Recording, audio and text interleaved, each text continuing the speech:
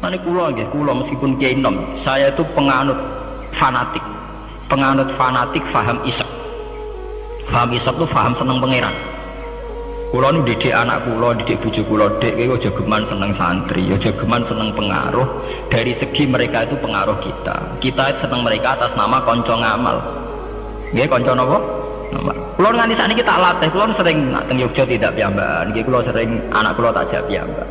Melatih diri bahwa kita hanya bisa menikmati Allah, karena nikmati santri atau pengaruh kok nang lengser. Kaya Gus Dur sing nyianati wa anak buah kabeh sing digedhekno kabeh. Nasibe wis ngene iku. Digedhek-gedhekno dhewe bareng gedhe do mencelat dhewe.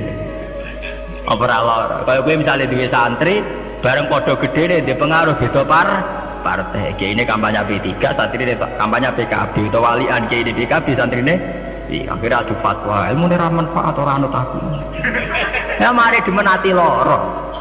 Nah kalau betul apa-apa dari kalau santri kalau partainya aneh-aneh betul apa-apa anggar gak PDS atau apa lah nah PDS mungkin rada kaget lu kok aneh partai mau damai apa sejahtera ya apa-apa atas nama kebangsaan apa-apa tapi atas nama santri kita jagal balik tapi tidak apa-apa atas nama kebangsaan apa.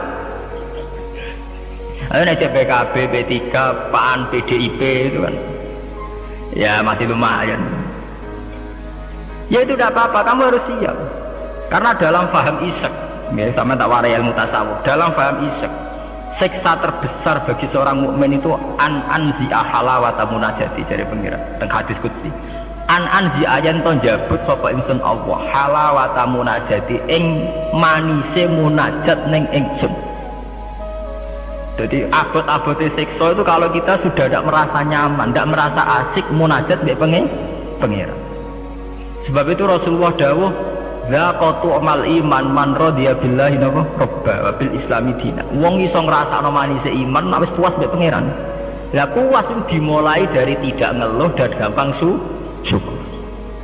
Nah misalnya kayak kula mulang jenengan ngeluh ra enak, mulang jamaah santri enak dosen gajine jelas, sak jame jelas, nyai ra jelas. Salam templek kita takono piro rapan terus ayo ngono ngeluh terus ngono nak dosen yang ngeluh bener nak dosen kowe enak gajine jelas tapi loyalitasnya gak jelas nah suwantri kan wani mati nah mahasiswa masa wani mati demi dosa ini ngeluh pisah di bojo ayu ngeluh ra enak di bojo ayu rawan selingkuh rawan disenengi wong kok di bojo elek ra enak di bojo nah ora ono bare mana bener pangeran diancam inna adzabin apa tersati. Dia angkat terkungkung terus oleh siksaku. Mereka ya mesti ya kula niku tenan. Kula niku sering dilapuri kalian kanca angkatan kula. Gus jenengan nyai kok pede kok ora di masalah. Lah piye kok di masalah? Misalnya ana sing ra seneng jenengan Gus ora cocok. Lah apa iku masalah? Nak sing ra cocok pangeran. Aku dikandani Jibril niku lagi apa? Masalah. Ayo ra cocok manusa ya ora masalah blas. Ya biasa mawon. Makom kula kok setijenar kabeh ora ana sing ana. Sing ana pangeran, ora masalah. Ya karena apa? Kalau saya ngeluh itu rawan tidak syukur. Akhirnya kita ngeluh. Soale wanginya tenanan jebule wong ora cocok ngeluh. Itu yang repot. Mun gua pede mawon, sulon nganggo madzhab Quran wa amma bi nikmati rabbika napa. Kalau ngalim, aku ngalim, dia duit ngaku napa? Dia duit, aku nara dia malah menengah. Tapi kalau nu syukur, buat dia, kalau nyen buat, kalau kemana kalau mati nggak bisa warga, kalau be pangeran nu senyaman-nyaman aja. Ya bukan keangkuhan, memang begitu Tuhan mengajarkan kita begitu. Anak indah zonin apa? Abdi, aku itu menurut penyangkaane kawula aku. Sehingga ono cerita gitu, tenggenen rokok, niku wonten tiyang alim soleh. Dilebokno swarga ditakoki karo pangeran kowe roh mlebu swarga ya kowe iki kula seneng ibadah seneng apa wis mlebu neraka gak ngergane aku ya pangeran karena ngandalno amal nek wonten tiyang ra ndek amal apik blas dilebokno neraka mek pangeran divonis neraka bareng divonis neraka wis kono kowe mlebu neraka niku piye ambek mlengak lho napa kok mlengak jare pangeran wis tak vonis sampai di eksklusif neraka kok mlengak. Saya tuh tidak pernah menduga ya Allah kalau sampean sesat di sini.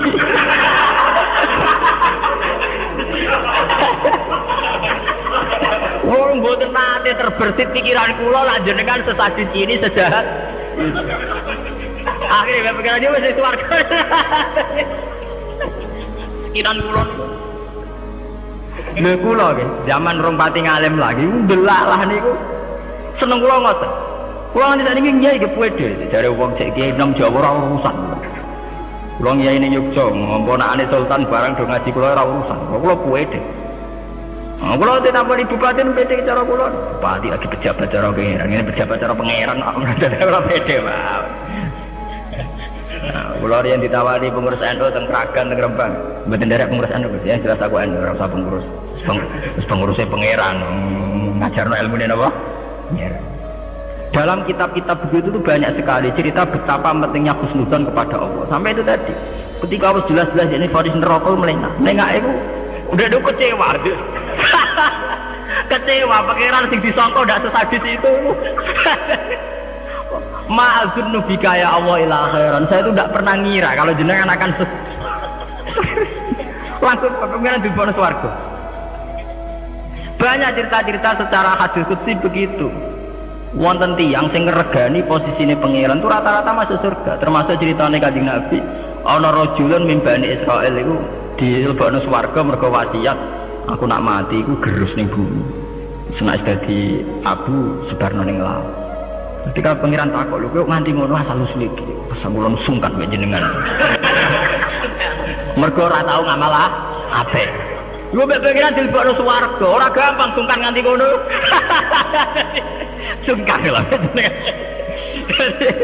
Wong nafsiri male wakofata iku wedi, pas iku sungkan mek jenengan niku. Gak. Mboten nate ngamal apik napa? Sungkan mek jenengan. Pangeran dilebokno swarga. Anak idagani napa?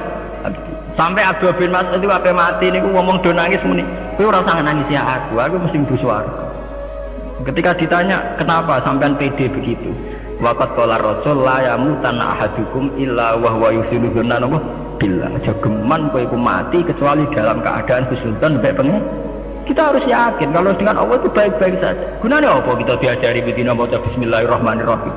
Nak ngono ki Qur'ane genti ya bismillah sadidi ikop ta apa ya. Itu kan ngapain dari dulu setiap ayat diwarai bismillahirrahmanirrahim. Rahman ya Rahman, Rahim ya Rahim. Artinya akeh welas, ora akeh siksa. Kula nambah santri-santri sing ngelung kula tak dikte. Lah nek kowe model kiai ngono lho apa kowe adek ngaji Ar-Rahman Ar-Rahim. Menisane bismillah ganti bismillah sadidil iqa, bismillah sariil hisan. Nah, kula sering ditakon. Lah jenengan apa rawat disalah? Ya ora wedi biasa. Ora salah ibuan pangeran ben nyepuro. Wonten cerita tentang hikam nih. Ini cerita tentang hikam. Nah, sing bodho iki mboten kula berarti hikam sing bodho niku mboten kula. Wonten wali donga teng multazam. Multazam tempat mustajab. Nah, karena dia wali mosok donga yo bes dhuwit ya ora pantes. Wali kok njaluk napa? Dhuwit. Njaluk dunya. Dungane ya Allah, saya hanya minta satu hal. Gini ku kula slametno saking durakane jenengan. Dadi saurip-urip kula mboten nate maksiat teng. Jawabe pengiran nganti. Lah nek ngono sifat ghafur ku ora nganggur. Anane sifat nyepuro mergo ana salah. Lah nek ora tau salah sifat ghafur ku ora napa? Nganggur. Ya kita manfaatkan. Jawabe pangeran fa'ina adzau ghufrani terus sifat ghafur ku tak ada kok. Endi? Jadi kita harus begitu, harus husnudzon. Kita taat, kita tetap menjauhi zina, menjauhi maksiat. Kita taat tapi karena sungkan bukan karena takut pangeran kok Hitler nak salah sidik nyiksa, nak salah sidik nendang pun enggak. Kita tidak maksiat itu bukan karena takut Tuhan dengan artian bahwa Tuhan itu senang nyoal, senang kecangkeman, senang ribet tuh enggak. Kita menghormati Tuhan sebagai posisi itu Tuhan. Jadi kita takwa krono menghormati posisinya pangeran, bukan karena kita takut pangeran kecangkeman. Senengane kok KPK sidik-sidik di audit, enggak usah begitu. Kita itu asik dengan Tuhan itu karena ngergani posisi pangeran. Kula wani sumpah, saya itu bayangkan andekan nyolong utawa zina. Andekan. Itu sing tak wedeni mboten dosane zina atau nyolong. Kula nu wedi terus gak nyaman kumpul pangeran itu saja. Anzia halawatan apa? Ya Allah, saya ini takut kalau saya maksiat kemudian di hati saya sudah merasa tidak asik dengan engkau, dengan jenengan. Jadi kula niku nak melihat maksiat itu ya kayak saya itu ya begitu Bang. Kula nu anggere ape ngeluh utawi ape maksiat sing tak wedeni namun setunggal. Ya Allah, jangan-jangan saya ini sudah tidak bisa asik dengan jenengan. Kalau setuju ya, mazhab-mazhab isek yang kayak di Hikam, kayak di Ihya, di Juz 3 itu ada Kitabul Iski, isek sayang dengan Tuhan itu harus kita kembangkan. Wonten ulama ini ulama sufi sange senenge pangeran ngeten, nak galu. Ini berpak-plepok piyambak, tapi kalau setuju mazhab. Lah dene ora wiridan mboten, mara guna. Golek watu sing gedhe. Lha ini tenan iki mboten guyon. Ada kan wis nguatek omongan pelepak-plepok, tapi wali deh. Ya dadi wali mergo pelepak-plepok. Aku kalau agar tangis tengah apa tuh gak ngopi, gitu tuku kopi sing larang, ini SKP pokoknya sing larang. Ya gerban ini gak ngopi, gue jarang tahajud gak ngopi, ya asik be pangeran. Badan itu ya sholat, tak kadare pun. Kulo niku duwe dalil. Karena inti daripada munajat itu adalah atadzal billah, wa ta'annus billah, al-istiqnas billah, wa nyaman dengan Tuhan. Seorang sufi itu kalau dia itu golek watu sing gede, terus ngadeg. Aina mulukul ardi fi hadil ladza. Ndi enake dadi raja. Dekne ku janggal, ono jare raja kok enak numpak Mercy, presiden kok enak numpak Mercy, dipundhen bupati enak dadi wong sugih. Mergo kowe ora tau ngrasakno enake dadi wong mukmin nek mati penge. Mestine kowe pede enake dadi wong mukmin. Enake nyaman mbek penge. Sampe delok teng ngene kitab-kitab kados teng taklim mutalim sekalipun ono cerita aina mulukul ardi fi hadhil ladza. Endi raja-raja enake ning ndi dadi raja, enake ning ndi dadi wong sugih. Enggak ngalahno nikmat kuwi iki. Lan kula mboten saged bayangno enake dadi kiai gedhe, kiai cilik mboten saged. Nggih bayangno enake wong seneng pangeran. Saya pun pernah punya kakak wakil bupati, saya kenal sama menteri. Tapi mboten nate kula ngrasa enak dadi menteri iki biasa. Selagi aku cek seneng pangeran ya enak titik. Makanya istilah Kanjeng Nabi zaqatu mal iman man radiya billahi robba. Iman itu harus ada rasanya. Mungkin kamu iman secara intelektual. Kayak santri-santri ya iman kabeh secara intelektual, tapi murni kering. Yaiku iman nak pangeran iku ana. Mergo dalil al-alam mutaghayyir wa kullu mutaghayyir hadis wal hadis la mudda ayakuna min muhdis. Iku jenenge iman kering. Pokoke dekne ana pangeran percaya mergo alam mutaghayyir. Nah mutaghayyir itu barang hadis. Nah hadis butuh Nabi tidak pernah mengajarkan begitu. Iman itu harus sampai dzaqatu mal iman, harus ada rasanya. Lah rasanya iman dimulai sampai nyaman mbek pangeran radhiya billahi napa robba. Sebab itu Quran diulang-ulang, walladzina amanu asyaddu hubbal lillah. Kalau wis mukmin tenan nyaman dengan Tuhan. Sebab itu tengene surat Al-Bayyinah nggih ngoten, nyeritakno wong mukmin sing khairul bariyah. Innalladzina amanu wa amilus solihati ulaika hum khairul bariyah. Ditutup napa radhiyallahu anhum wa radu an. Terus dzalika liman khasyya napa rabba. Orang yang takut posisi Tuhannya. Ini sing disebut wa amma man khafa maqama rabbih wa nahan nafsa anil. Orang yang takut posisi Tuhan, sehingga karena takut posisi Tuhan ini kemudian mereka wa nahan nafsa anil. Jadi gampangane orang maksiat itu mergo sungkan pangeran. Orang mergo wedi neraka. Nah itu harus kita latih, ya, kita latih. Meskipun gak usah wiridan mau kayak ulama sing pelepak-pelepok ning dhuwur watu. Nah, jare sarai ngeten, jare sarai. Kenapa kok milih watu? Jare raja iku anasike mergo lungguh ning kursi dhuwur, liyane ning ngisor. Anak ngono ora iso munggah gunung gak liyane ning ngisor. Dadi ya dielmoni, disyariati dene. Jare sarai iku cerita. Kenapa milih dhuwur gunung? Mergo dadi raja iso mlepuk ra kursine dhuwur iso didam didik. Lah ngono kowe ora iso munggah gunung terus didam didik. Lah tapi kok edan lah. Lah kowe tomak ambek keadaane raja edan. Kalau ukuran edan tidak rasional, misalnya ngene. Ya tapi didang diting-dikan kok wong edan. Lah kowe tomak ning kenikmatane presiden, tomak ning kenikmatane wong sugih ku ya edan. Karena apa? Kamu ingin sesuatu yang tidak milik kamu, itu ya tidak rasional. Wong kowe ora ngombe es kok kepengin seger itu ya tidak rasional. Tidak rasional kan ya edan padha. Padha-padha edan sing nikmat to. Padha-padha edan. Makanya dari al-majrun fillah atau ning kitab saya itu jangan dijadab. Dia sudah ketarik sama pangeran majdzubin. Karena sama-sama edan kan. Daripada kowe edan ngiler nek mati wong liya atau edan nek mati diri sendiri. Ya syukur-syukur ya enak ya ora usah edan. Ya, itu kan malah cara kula ndak usah ke sana lah. Ndak usah sampai munggah gunung plepak-plepok ngoten ora usah.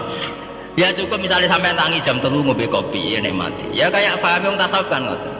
SBZ lah nak ngombe kopi. Iku sing dinikmati sak cingkir sing diombe. Senajan to karena dekne presiden tentu ning pawone mungkin berbagai kopi pirang pirang mungkin kopi Brazil Sumatera tapi sing diombe SBY sing saiki alhamdulillah ya mosok sak cingkir iku.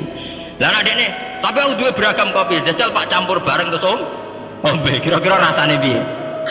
Ya artinya kan podo Pak SBY yang ngombe sak cingkir kopi ku ya sak cingkir kopi. Ya wong poligami ya podo misalnya bojone papat paling dirasakno sita. Ya podo bae kowe bojone napa? Sita. Mulane cara wong tasawuf berasem sak gudang sing mbok pangan sak piring. Apa nak berasem sak gudang ngenteni nikmat mbok entekno sak gudang. Itu penting ya kearifan begini untuk melatih kita supaya tetap syukur. Dan saat ini penyakitnya mulai kalau usul para kiai itu jangan terlatih mentoleransi umat sing ngeluh. Selama ini dalilnya kan ya namanya umat ya kita apa ya kita apa dengarkan kita apa murah bener di rumah itu dididik. Kalau sering nonton tamu rian sering kalau jadi tamu saat ini mun kapok kita amuk tenan. Rian kalau sering jadi tamu bagus kalau jadi kiai kapan sumpek terus perkara ekonomi perkara pengaruh gitu. Manjan ngalim merung tutup ya tak amuk ngoten. Maksudnya piye? Ya kowe ku urung ngimani radhiyallahu anhu maradhuan ciri utama wong apik mikir diridani pangeran ta ora. Ki pikiran diridani manusa ta ora. Lha iku sing maksud ngaji merung tutup. Berarti kalau salah ibu itu salah. Jelas. Nah misalnya ana sing ngeluh kula niku Gus urip kula lara kabeh ora tau di dhuwit. Mesti ra di dhuwit kowe tok.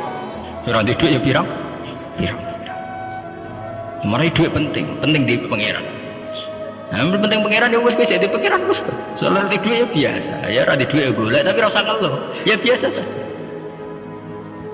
Masalahnya itu tadi kita ini termasuk kehilangan banyak energi. Itu karena sering ngeluh. Sebab itu pangeran sampai ngendikan wa amma bi ni'mati rabbika napa?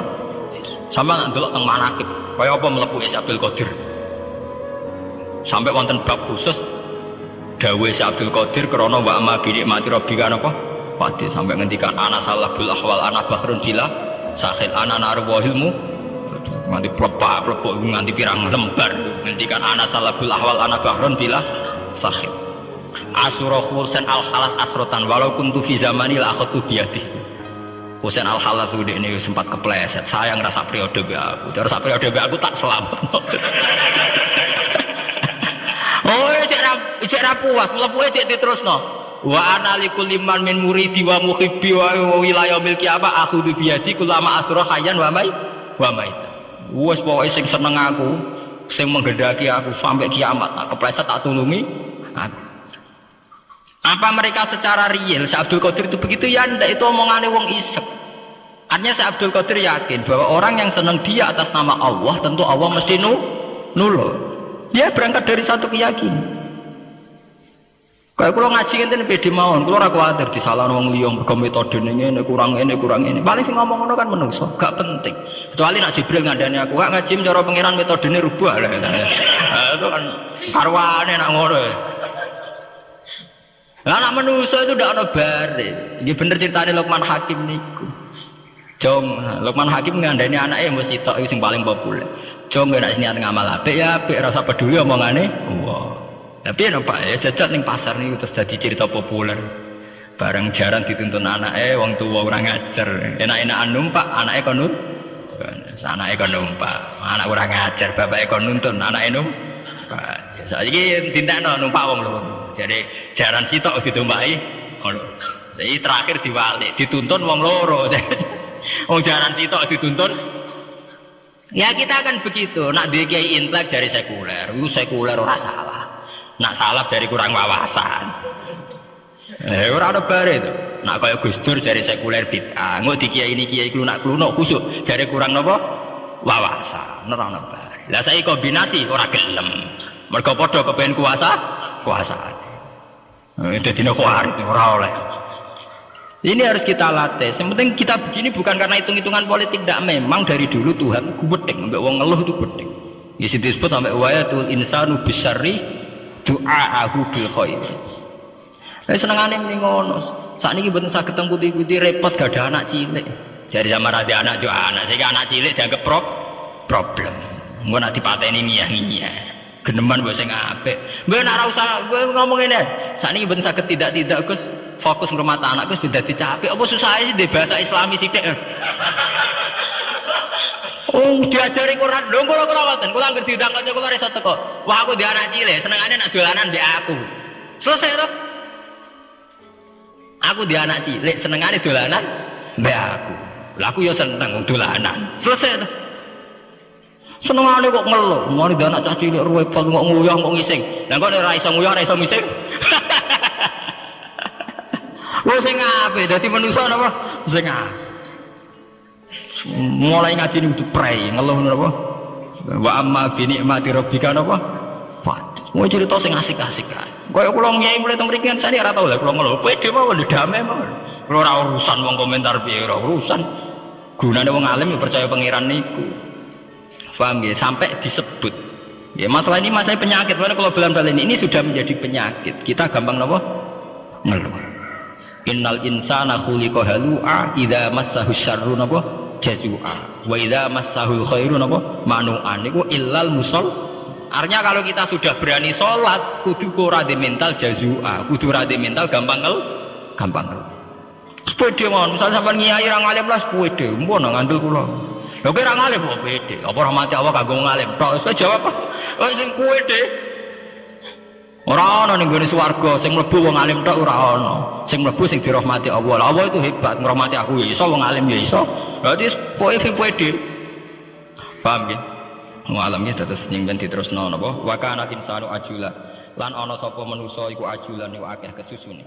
Didoai kelawan ndongakno ala nafsi ing atase awak dhewe ni insan wa adamina ora ana ning alihi akhibi dalem adibate kelawan rencana.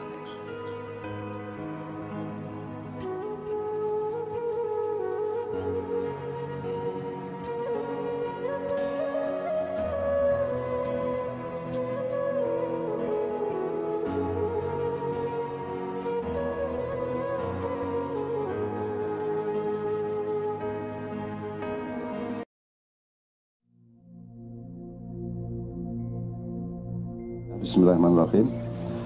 Mas Beben terima kasih, tolong nanti kan masih ada puncaknya ya Mas Beben ya. Sama saya ucapkan kepada Bu Beben atas keputusannya yang luar biasa. Bukan soal Islam atau tidak, tapi soal penemuan kesejatian dan ketentraman yang misterius, yang seolah-olah bertentangan dengan relevansi keduniaan, tetapi dia menemukan yang lebih sejati. Dan jangan khawatir, dunia tidak bertentangan dengan akhirat. Dunia bagian dari akhirat. Kalau engkau mencari akhirat pasti dapat dunia, tapi kalau engkau cari dunia kamu belum tentu dapat akhirat, kan begitu. Kalau engkau bekerja keras engkau pasti dapat duit, tapi kalau engkau cari duit, duitnya tidak sebanyak orang yang tujuannya bekerja keras, kan begitu. Kalau tidak percaya tanya sama pemilik roti Maida dari beliau. Oke, bismillahirrahmanirrahim. Gini, nanti dimulai diskusi mengenai asongan akhirat. Nanti ada yang memaparkan, kemudian kita elaborasi bersama-sama. Temanya akan lari kemana terserah, tapi begini. Pertama,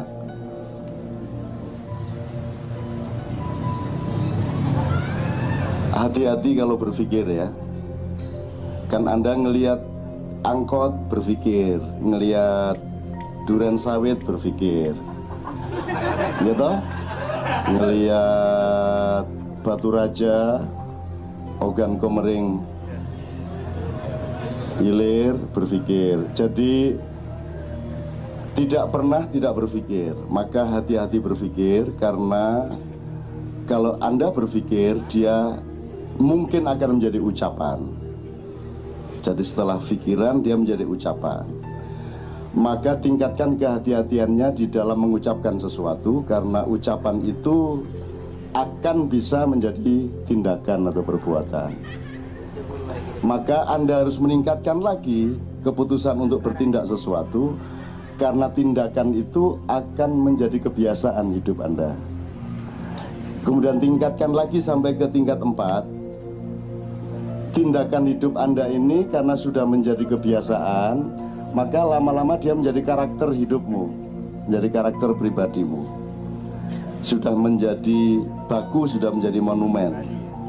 Hati-hati. Jadi kalau sejak cara berpikirnya sudah salah, maka nanti hasil karakternya juga salah. Maka tingkat kehati-hatinya ditingkatkan terus. Kalau sudah jadi karaktermu, hati-hati. Dinilai kembali, diregulasi kembali, diidentifikasi kembali, dikritisi kembali karakter yang sudah terlanjur menjadi dirimu itu, karena dia akan menjadi unsur kebudayaan dan bersama-sama akan menjadi kebudayaan masyarakat.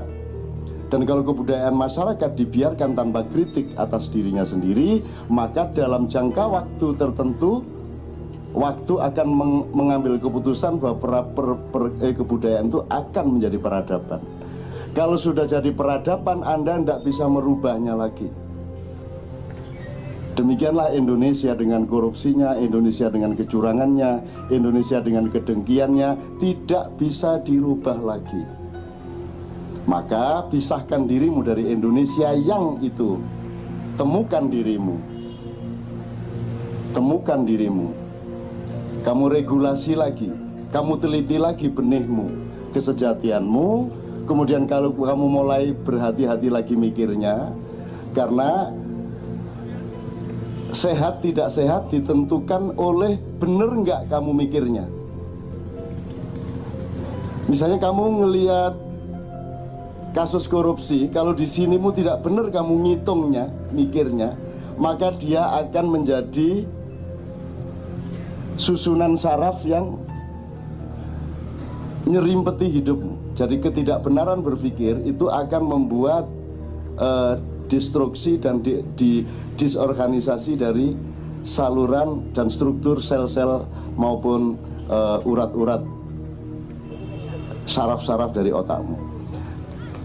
Disorganisasi saraf-saraf otak akan menciptakan perintah-perintah sengaja atau tidak sengaja kepada seluruh badan. Maka seluruh badanmu itu menjadi akan mengalami ketidaksehatan pada jangka yang panjang. Kalau kekeliruan dari otak itu diterusin, dibiarkan, maka kamu akan mengalami sakit. Anda lihat banyak gelandangan 40 tahun di jalan, tidak jelas makannya, tidak punya tempat tinggal, tidak berteduh waktu hujan, panas juga langsung mendera dia, tapi dia sehat. Banyak ya gelandangan seperti itu. Kenapa? Karena tidak ada urusan pikiran, beres pikirannya. Sementara Anda tiap hari dipecah, nonton TV pecah, ini, nonton mutilasi pecah. Sekarang mutilasi sedang dibunuh loh. Kalau tidak percaya, lihat TV. Ada kalimat pembunuhan mutilasi, jadi mutilasi sedang dibunuh. Tadi saya nonton TV One itu judulnya pembunuhan mutilasi, mutilasi mesak gini dipateni. Jadi itu menyusun dua kata aja nggak bisa. Itu berarti ada destruksi serius di otaknya. Pasti dia tidak bisa memproduksi sesuatu yang konstruktif untuk kesehatan masyarakat yang menontonnya. Dan kalau Anda melihat itu tiap hari banyak sekali hal-hal yang memecah pikiran Anda, membuat pikiran Anda menjadi tidak tertata. Pernya hidup itu supaya tentram tadi, kalau mikirnya benar. Jadi beliau tadi dapat keputusan hijab itu, pikirannya benar dia, tapi dia belum paham. Tapi dia jelas menemukan ketentraman. Dan ketentraman itu lebih tinggi daripada job yang hilang. Tidak ada masalah. Dan itu tidak berarti jobnya akan hilang. Jobnya akan bertambah. Orang salah sangka, disangka kalau mencari Tuhan tidak dapat duit. Kalau cari duit terus tidak dapat Tuhan, kan gitu. Salah sangka, dia bukan persaingan. Tuhan itu bukan saingannya uang. Tuhan itu yang punya uang. Kalau kamu cari Tuhan, kamu dapat lebih banyak uang, kan begitu ceritanya. Betul nggak? Itu cara berpikirnya. Nah, cara berpikir kita selama ini di Indonesia salah toh. Disangka Tuhan saingannya iblis, disangka Tuhan saingannya uang, disangka akhirat saingannya dunia. Saya tanya, akhirat bagian dari dunia atau dunia bagian dari akhirat? Itu juga belum tentu benar loh nanti kalau tak kejar loh. Ada buku tadi saya diceritain oleh Ali, ada buku The Power of Now, kekuatan kekinian, kekuatan sekarang. Saya ditanya, Cak, gimana, setuju nggak sama kekuatan? Pokoknya yang penting itu sekarang. Yaitu kan untuk orang-orang Amerika yang linier, orang Barat yang berpikirnya lurus, yang tidak jazzy. Kalau orang jazz ditanya penting mana, masa silam apa masa sekarang apa masa depan, gimana jawabnya kalau orang jazz? Lu kok ada kategori begitu?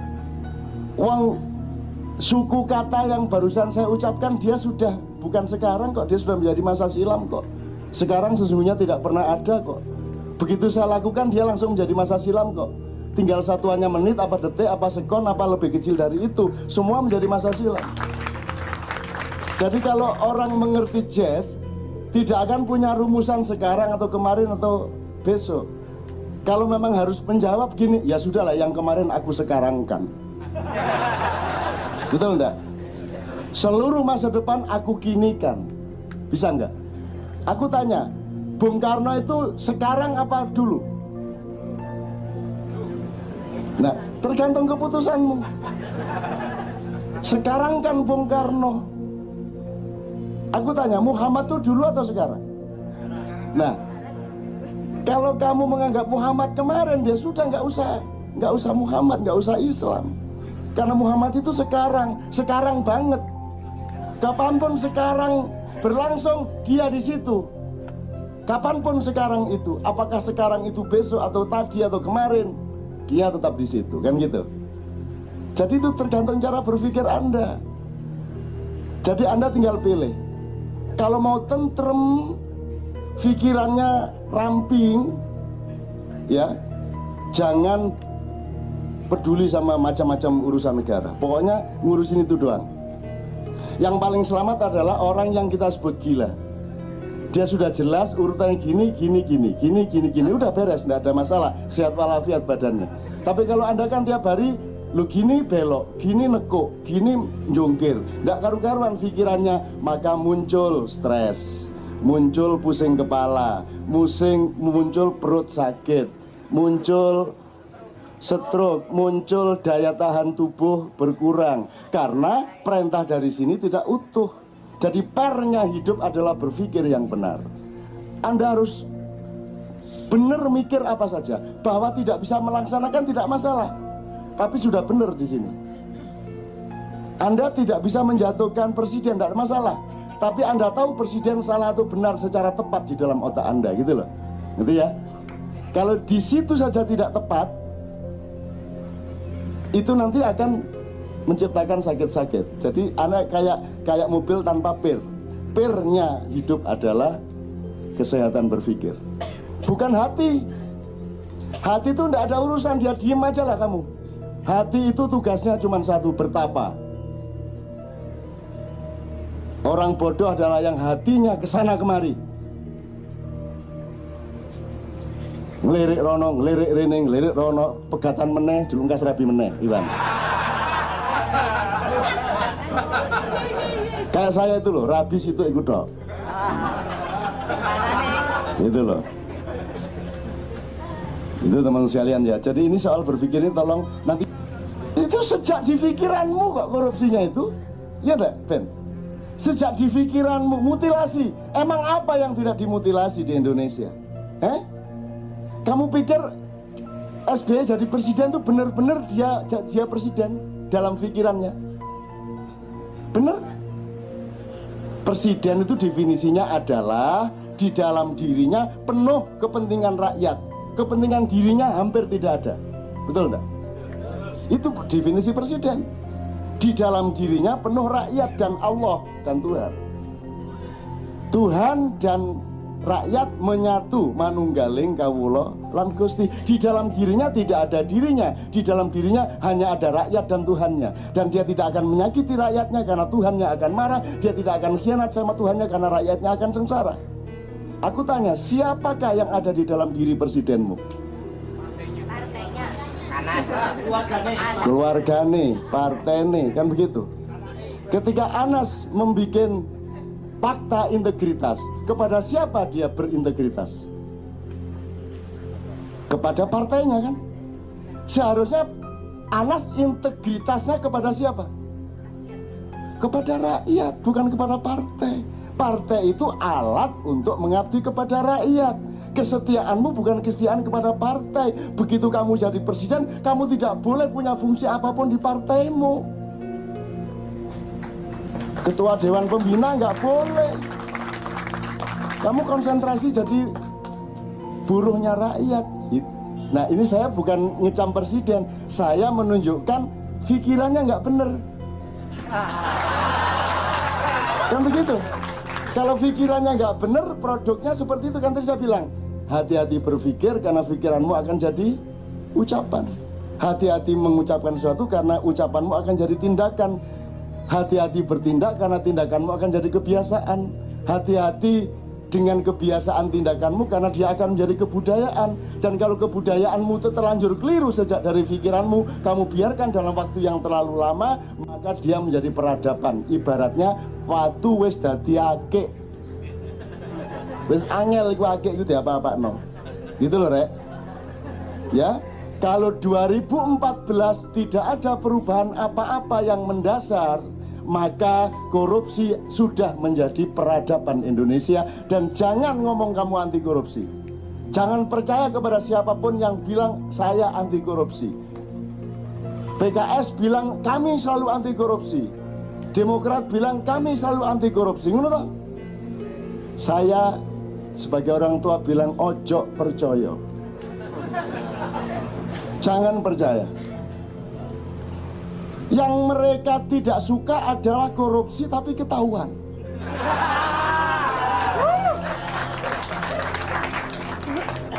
Dan mereka sedang membangun strategi bagaimana lebih canggih, lebih halus, lebih siluman agar supaya tidak mudah ketahuan.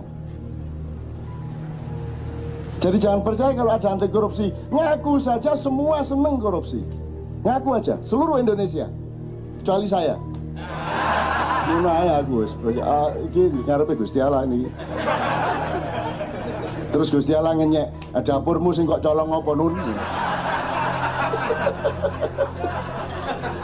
Emang lu nggak menjabat apa-apa, lu mau korupsi apa?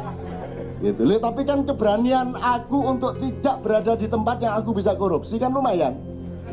Kan semua orang kan pada ingin bertempat di situ. Kan aku tidak punya. Aku tidak mau di situ. Dari dulu aku yang ngene iki. 30 tahun yang lalu yang ngene iki celanane, yang ngene iki sandale. Ket biyen ngene gitu-gitu melulu tuh si MH. Memang cuman gitu-gitu melulu. Emang Dadang ada perkembangan lu, Dang? Lu dari dulu celananya kaosnya itu doang. Itu ya teman-teman sekalian.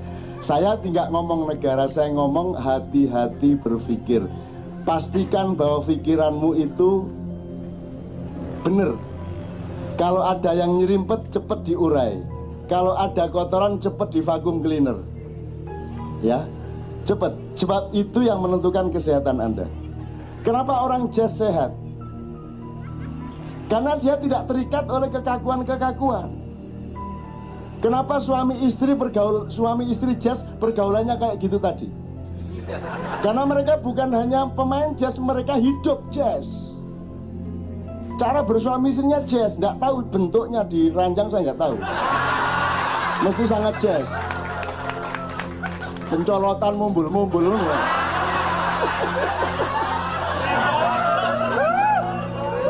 Gitu ya. Bentar lagi banyak yang mau kursus. Gitu, disinilah ditemukan. Ingat ya Ben, waktu itu pertanyaan Quran itu urut-urutannya bagaimana? Quran kok ditanya mana tepi, mana tengah, mana kanan, mana kiri, wong itu jazz kok. Lu ambil mana aja bisa ya toh Ben. Lu ambil mana aja bisa. Itulah kehidupan, itulah kemerdekaan. Jangan mau ditipu siapapun yang menghadir-hadirkan Tuhan kepadamu, yang menghalang-halangi hubunganmu dengan Allah. Jangan percaya kepada pimpinan KJ, jangan percaya kepada MH Najib, jangan percaya kepada Ustadz Kiai siapapun. Itu hak pribadimu untuk menemukan Tuhanmu dengan gayamu, dengan caramu. Ini bukan ajaran saya, Pak.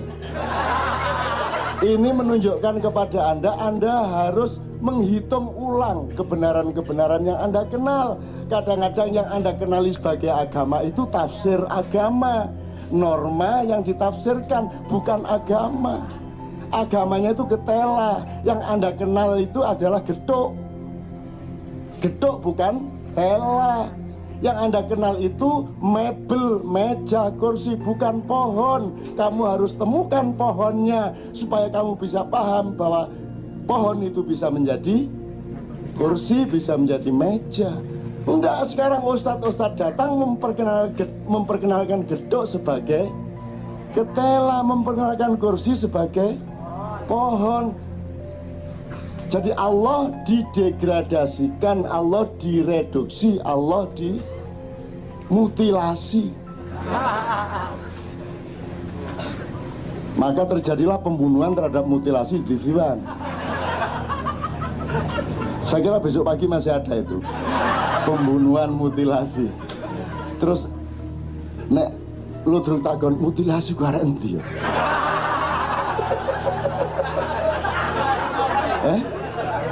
Kok dipateni iki ono apa mutilasi?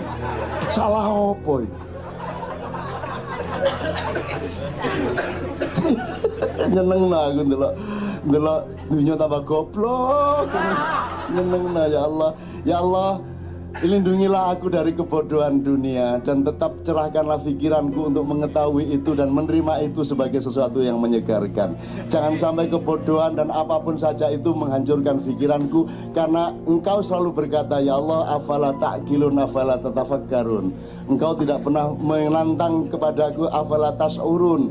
Apakah engkau merasakan? Tidak pernah Allah mengatakan begitu, tapi Allah selalu mengatakan, apakah engkau berpikir? Apakah engkau menggunakan akalmu? Kan begitu. Jadi tolong teman-teman sekalian, mulai sekarang betul-betul dimengerti fungsi ini, yang fungsi. Jadi ada bedanya otak sama pikiran sama akal. Nanti kapan-kapan dipelajari ya.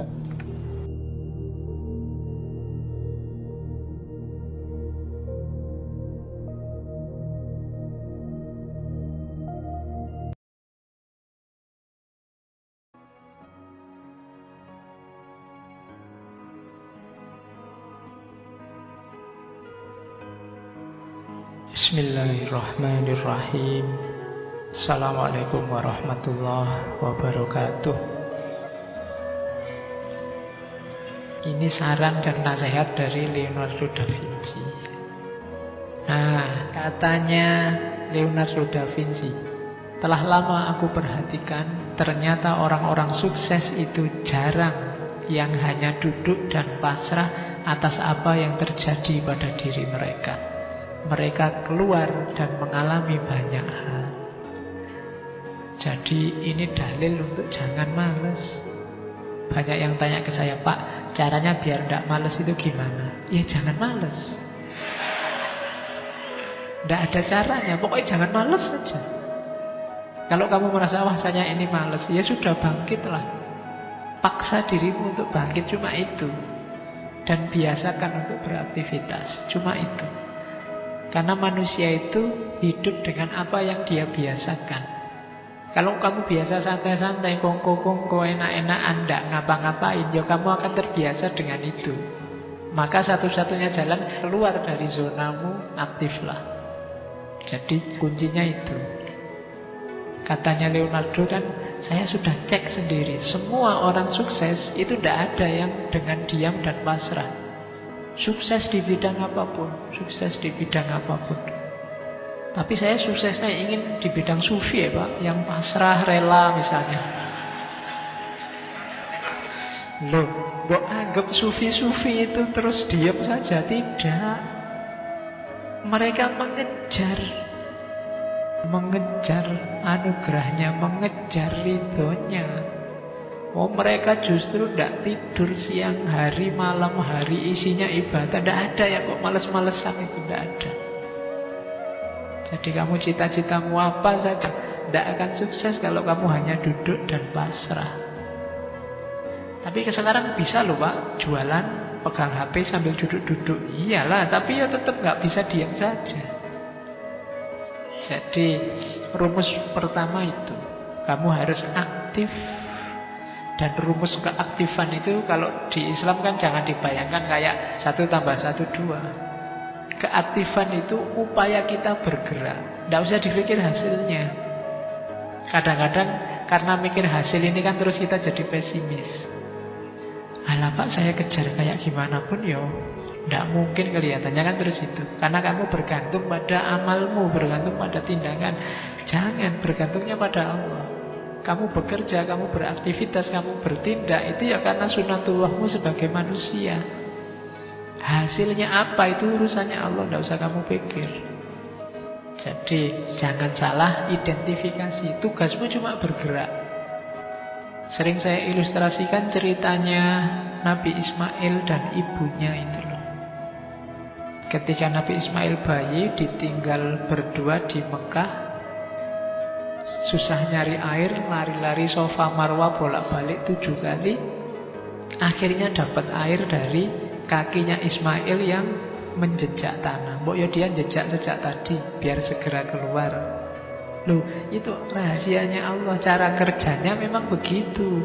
Kalau pakai matematika, lari bolak-balik 7 kali tadi, ketemu airnya ya hasil lari ini tadi. Entah di sudut yang mana dari Safa dan Marwa terus nemu, ini air, kan gitu logika matematikanya. Tapi hidup tidak begitu. Kita kerjanya ini malah hasilnya keluar dari situ. Ini logika kerja dan hasil. Makanya sudahlah, pokoknya kamu aktif saja, kerja saja, tidak usah mikir dapat apa. Kalau kamu mikir target, kadang-kadang hasilnya malah kecewa. Pastikan yang kamu lakukan baik, bermanfaat, produktif. Nanti selanjutnya Allah dan sunatullahnya yang bekerja. Oke, kalimat selanjutnya konotasinya sama. Aku pernah terkesan dengan pentingnya tindakan. Ternyata tahu saja tidak cukup, kita harus menjalankan. Ingin saja tidak cukup, kita harus melakukan. Mimpi dan harapan saja ya tidak cukup. Kalau kamu hanya mimpi dan berharap, ya tidak ada aktivitasnya, ya tidak akan tadi mimpi jadi kenyataan. Untuk membuat mimpi jadi kenyataan, kamu harus bangun. Meskipun tadi awalnya mimpi, ya memang semuanya diawali dari mimpi. Tapi jangan mimpi terus. Jangan kok, Pak, hidup ini kan diawali dari mimpi. Saya makanya pengen tidur lagi. Oh ya tidak begitu. Nanti kamu bolak-balik tidur alasannya pengen mimpi. Tidak, biar mimpimu jadi kenyataan, kamu harus bangun. Seenak-enaknya sukses dalam mimpi, jauh nikmatnya dibandingkan sukses dalam kenyataan. Kalau kamu hanya membayang-bayangkan dia, memimpi-mimpikan dia, tidak luar biasa. Nikmatmu hanya nikmat dalam khayalan. Kalau ingin senang beneran, ya kamu tembak beneran. Di logika sederhananya kan begitu. Jangan cuma membayangkan, nanti diduli orang lain kamu bikin puisi. Ayo.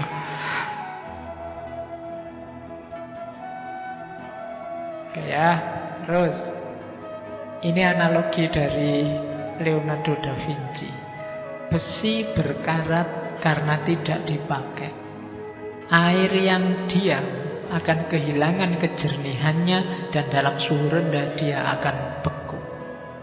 Demikian juga dengan ketidakaktifan akan melemahkan pikiran. Maka kita harus merentangkan diri kita sampai batas akhir kemungkinan. Kalau kurang dari itu berarti dosa, baik pada Tuhan maupun pada manusia. Itu maksudnya apa? Wujudkan potensimu, gunakan fasilitas, kekuatan, daya yang diberikan oleh Allah 100% semaksimal mungkin. Kalau tidak berarti dosa. Kenapa? Allah memberi kita sia-siakan. Allah memberimu mata, memberimu akal, memberimu tenaga, kekuatan, telinga. Semuanya ini kan fasilitas dari Allah. Manfaatkan semaksimal mungkin untuk kebaikan, cita-cita kebenaran, cita-cita keindahan yang kamu miliki. Kalau ada yang tidak kamu gunakan atau kamu gunakan setengah-setengah, katanya Leonardo ini, berarti kamu sedang berdosa. Pertama, dosa pada Allah karena menyia-nyiakan anugerahnya. Kedua, berdosa pada manusia yang lain karena kamu harusnya bisa memberi manfaat besar, tapi tidak jadi karena kamu malas. Jadi itu pesannya Leonardo. Kalau hanya dilihat pesannya saja kan tidak terbayang orang seperti Leonardo bisa ngomong kayak gini. Kamu ngertinya kan cuma lukisan-lukisan dan inovasi-inovasinya. Tapi tidak akan lahir orang sebesar itu kalau tidak punya filosofi hidup yang hebat. Dan ini diantara filosofi hidupnya. Jangan jadi kayak besi yang diam, karena sedahsyat apapun, sekuat apapun besi, kalau dia diam, maka dia akan berkarat. Air juga begitu, kalau diam maka dia kehilangan kejernihannya, dan kalau suhu turun dia akan beku. Pikiranmu juga begitu, kalau tidak sering digoyang dia akan beku. Kalau dia beku tidak bisa dimanfaatkan.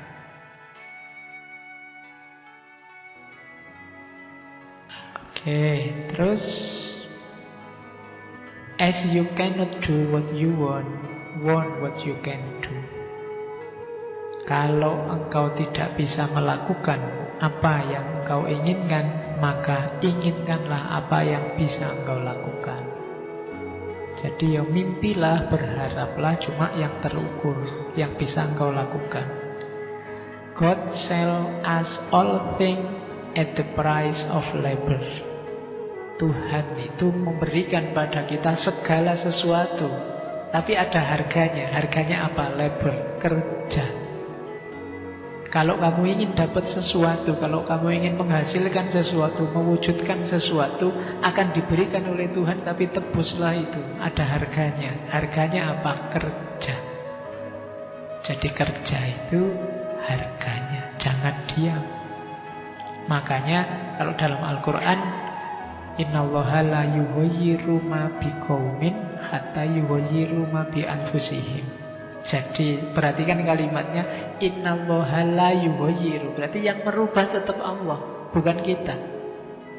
Kapan Allah merubah? Kalau kita yughayyiru, kalau kita bergerak, berusaha mengubah, nanti Allah akan datang mengubah. Tapi kalau kita diam saja, Allah tidak akan mengubah.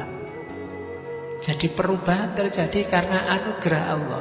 Tapi kapan anugerah Allah datang? Kalau kita beraktivitas, kalau kita berusaha, bekerja untuk mengubah. God sell us all things in the price of labor.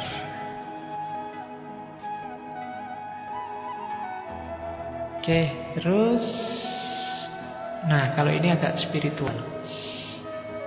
Once you have tasted flight, you will forever walk the earth with your eyes turned skyward. For there you have been, and there you will always long to return. Begitu engkau tahu rasanya terbang, selamanya engkau akan berjalan di muka bumi dengan mata menatap langit.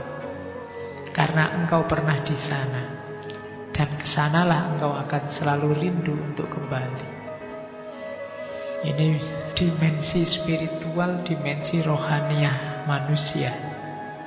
Jadi kalau kita pernah mulia, kalau jiwa kita ngerti indahnya dunia level tinggi, maka hidup kita akan berkiblat ke sana. Itu kalau pakai bahasa sufi, kalau kita bisa menemukan nikmatnya, asyiknya, dekat dengan yang tinggi-tinggi, maka dunia bawah tidak akan ada artinya. Kalau hanya kenikmatan fisik yang kita kenal, ya kiblat kita akan ke situ-situ saja. Tapi kalau kiblat kita lebih tinggi dari itu, lebih dahsyat dari itu, biasanya ya itu yang akan jadi tumpuan perhatian kita. Jadi hubungannya dengan mimpi tadi. Mimpimu setinggi apa? Itu biasanya sejauh pengalamanmu.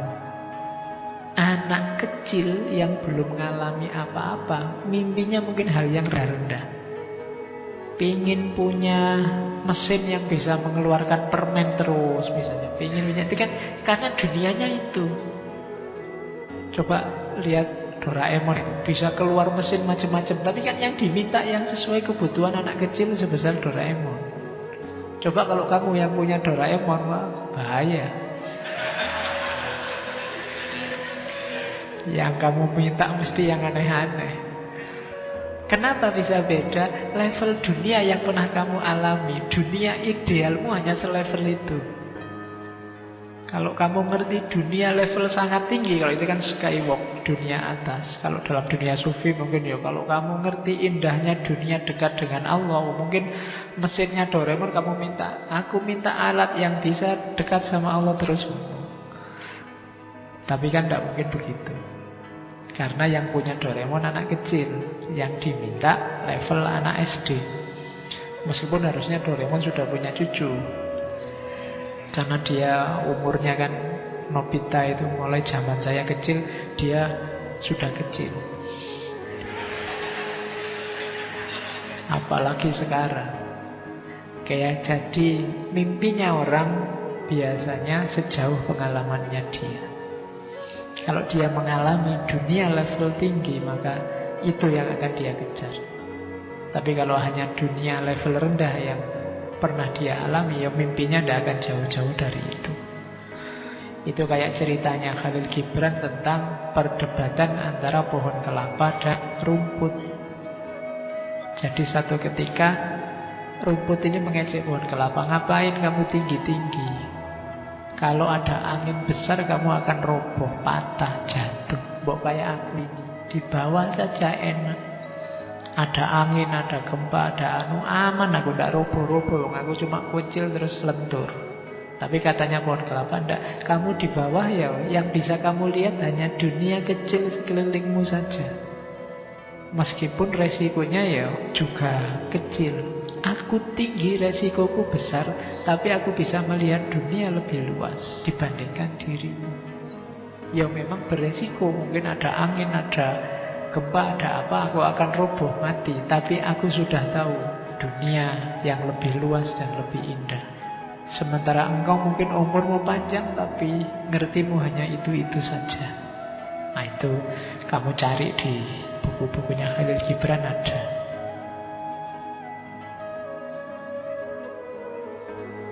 Oke, terus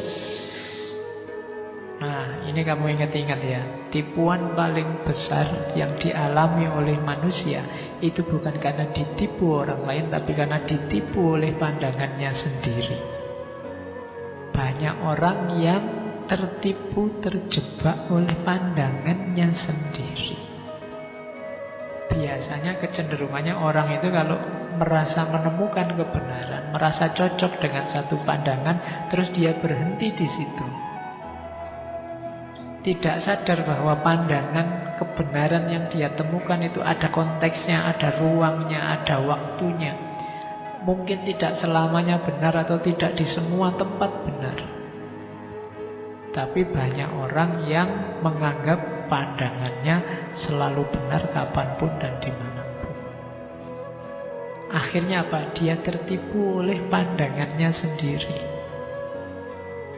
Jadi ya hidupnya akan susah karena pandangannya sendiri. Coba kamu cek ya dalam hidupmu, mungkin kebenaran-kebenaran, wawasan-wawasan, pemahaman-pemahaman yang kamu miliki, jangan-jangan itu yang membuat hidupmu susah. Jadi kamu tertipu oleh pandanganmu sendiri tentang kebenaran. Mungkin kamu menganggap A ini benar, tapi terus situasi berubah sehingga tidak relevan. Tapi kamu tetap mempertahankan A ini karena kamu anggap sekali benar tetap benar kapanpun dan dimanapun. Akhirnya hidupmu susah karena tidak nyambung dengan kenyataan. Jadi tipuan paling besar yang diderita manusia adalah dari pandangannya sendiri. Maka sering-sering istighfar. Kamu ternyata yang banyak menyusahkanmu itu tidak dari luar dirimu, tapi dirimu sendiri. Engkau sendiri yang menyusahkan dirimu sendiri. Maka hati-hatilah dengan pandanganmu, perspektifmu, pemahamanmu.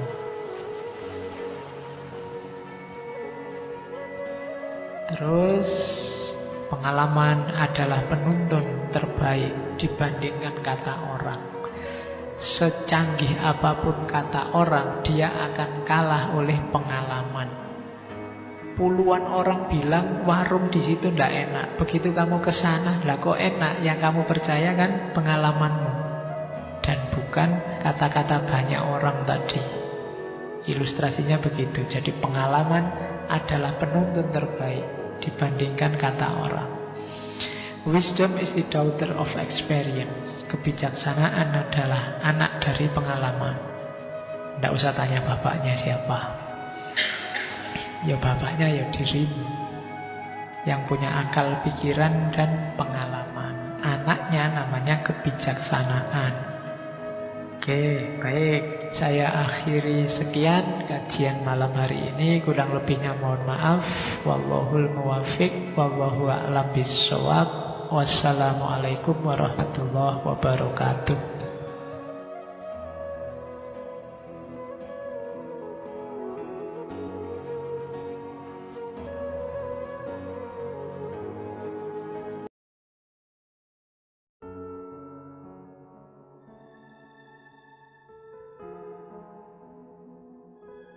Fala tanqati' bisababim ma abadan. Nek wis kadung cinta sing kaya ngeten, mboten enten sing saged misahno. Sabab apa wae, paling nek sampe gak trimo ngamuk pegel. Nggih ta? Iku mergo menungsane, tapi entenono gak suwe maneh bakal balik. Niki lho. Nggih ta? Niki. Bon. La sewali wa ma tanaqara min hahunak ikhtalafa hauna fala tahsulu lahuma muwafaqah walal mahabbah bisababin ma abada. Mek panjen biyene niku teng alam arwah roh boten gathuk. Sakniki nek donya ya bakal gak katuk, mboten saged. Senajan walau ihtila lidzalika bikulli hilatin diusahakno yak napa mawon. Wong pancen gak gatuk. Nggih napa mboten? Nggih tetep mawon wis tadi, wis balik onta, wis tapake saaken iya. Nggih ta? Wong pancen asale mboten gatuk, geger maneh. Nggih ta? Mek pun geger-geger kari nunggu putusane. Napa putusane terus napa pisah? Nggih ta? Mek pancen pisah wis maklum pancen gak gatuk. Nek pancen gak pisah, wong dekne gak gatuk niku mergo napa? Mergo otok nur sangka Gusti Allah diparingi ati sing kuat, diparingi ati sing jembar liwat iman menyang Gusti. Wis gak apa-apa ya apa maneh, nggih ta? Wis tak pancen nasibe awak. Wis gak apa-apa wis saken arek-arek iki wis pancen cobaku kok. Wis muga-muga besok dadi mulyane. Lho niku enten sing kaya ngeten niku. Nggih napa mboten? Oh, cetesi. Nggih ta? Lho ngeten niki pertimbangan dhewe. Bon. Lajeng tes udi. Nggih. Niki lho. Ngantos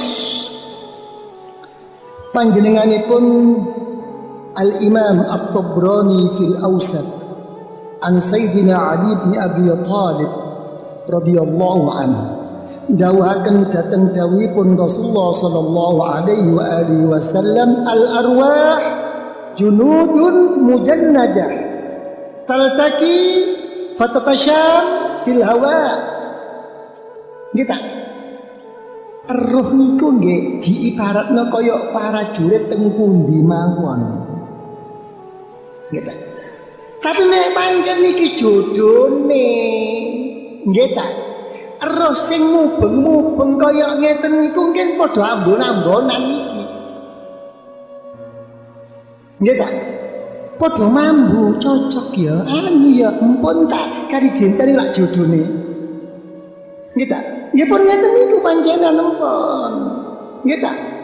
Mangkane kula pirsani wonten ing kitab Ihya Al-Imam Al-Ghazali radhiyallahu anhu niku ndawuhaken dedawuhan saking ba'dil ulama dawuhipun innallaha ta'ala khalaqal arwah fa khalaqa ba'daha ba'dan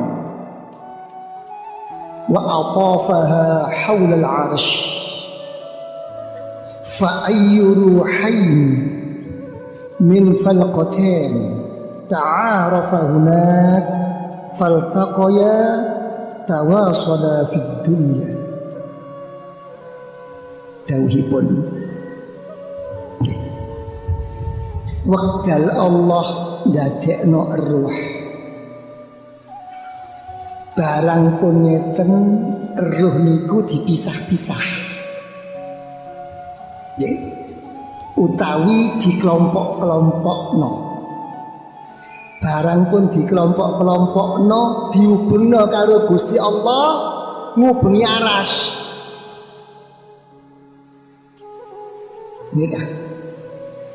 Lah mek ana roh loro sangka kelompok loro sing beda niki kate iso kenalan gathuk. Nggih, pun tak kali sinten mawon pun niki. Akhire niku napa? Iltaqaya wa tawasala fid dunya. Niku bakal napa? Nok dunya bakal kepethuk ketemu bakal bareng besok. Bener. Makane bener kadang-kadang wong Jawa niku kate ngomong ngono, wis ta alon-alon, aja maksa-maksa. Mek pancen jodone rak wis jodone ta. Nek pancen durung jodone diapa-apakno. Ape diapakno maneh. Aja maksa. Nggih ta? Lah mek maksa niku napa? Lah mek maksa niku akhire gathuke niku mboten gathuke roh, mboten. Gathuke merga nuruti syahwat. Makanya kula kali sampean diajak berpikir kali Rasulullah mek kon ape rabi pilin diajak berpikir wis aja ngomong tentang roh saiki pikiran wong kon duwe pikiran duwe ilmu duwe karep ayo pikiran sing mateng apa telek ayune apa gantenge nggih ta telek sogene apa gak sogene apa kon sing kon delok agamane lho sampe ngeten sampean. Lah mek sampean niku kaya ngeten dijodhokne karo Gusti Allah niku berarti duduk ketemu roh duduk cuma saking napa moksae hawa mangkane mboten tentu an-nikahu sunnati niku mboten tentu. Nggih ta? Makane Imam Syafi'i nikah niku dianggap mubah. Mboten tentu sunat mboten. Nggih ta? Jadi wajib sunat dilok darine sing rabi. Nggih ta? Nek oleh sing rabi niku cuma nuruti hawa nafsu. Nggih ta?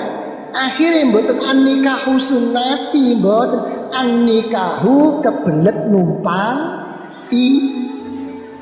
nggih ta? Dhewe mek pun ngeten niku. Pun nggih. Ben hati-hati, lu gampang-gampang ngomong pokoknya dek, pokoknya mas tanpa dikau. Apa artinya dunia ini? Gak mungkin bahagia aku mas, gak ambil awakmu mas. Urip mati mbak awakmu gombal. Enggak tak, mboten gampang kaya ngeten niku. Nggih, pun sakniki nggih kula omong-omongan niki babat gathuke rohani. Nggih. riwayat Imam Ahmad saking sahabat Abdullah bin Umar radhiyallahu an, Rasulullah sallallahu alaihi wa alihi wasallam, inna arwahal mu'minin, wa fi riwayatin mu'minin, layal takiyani ala masirati yaumin wa ma ra'a ahaduhuma sahibahu qat.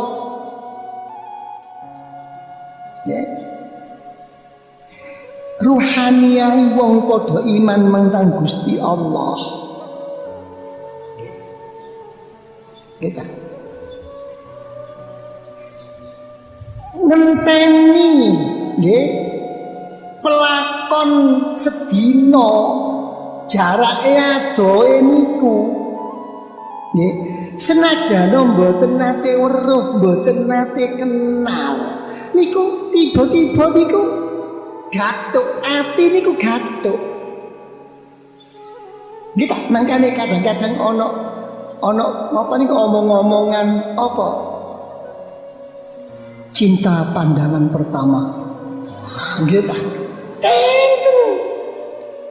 Kadang-kadang sampean gak teman kenal, gak teman weruh barang petuk. Gitu. Senajan padha lanange, padha wedoke gitu, simpati. Gitu. Seakan-akan cocok kari ngenteni alasan mawon. Ya apa iso ketemu? Ya apa iso kenal? Lah ngeten tok mawon ta. Nek gak kono gak kenal-kenal.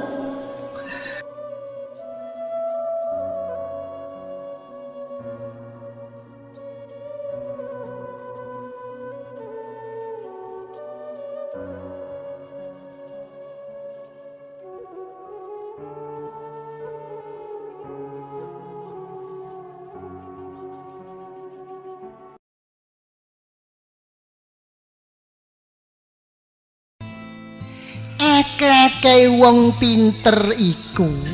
Nah niki lho.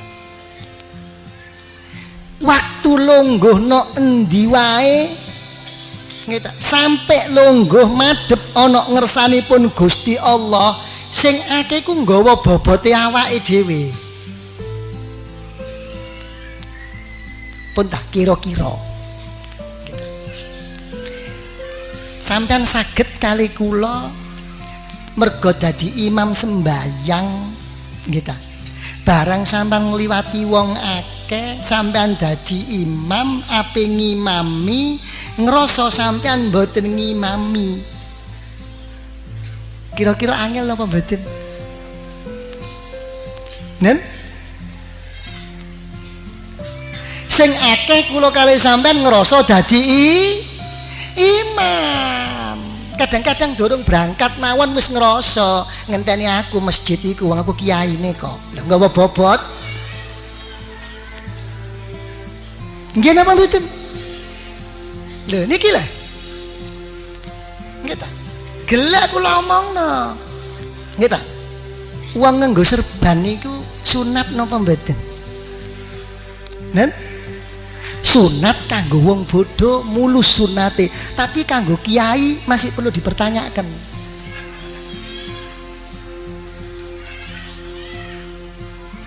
Napa kok perlu dipertanyakan? Sing dikuwatirno iku oleh nganggo serban mergo ape ngadepi umat, ngerasa bakal didep karo umat. Akhirnya dipantes-pantesno, luwe dhisik mantesnoe tinimbang derek sunaturah. Barang gak ono ngarepe wong uda, lho niki lak repot ta. Lho niki hati-hati niki perangan hawa nafsu. Ah, saiki aku ape ngaji, aku ape ngimami tahlil. Ndi serbanku, Dik, ngono. Nggih ta? Mergo ngrasa lho, oleh gelem serbanan niku napa? Sik durung mulus ittiba'ur rasul, sik gantungno mergo teng ngarepe sampean kabeh. Buktine barang keluyuran teng plaza-plaza sungkan serbanan. Ya nggih napa mboten?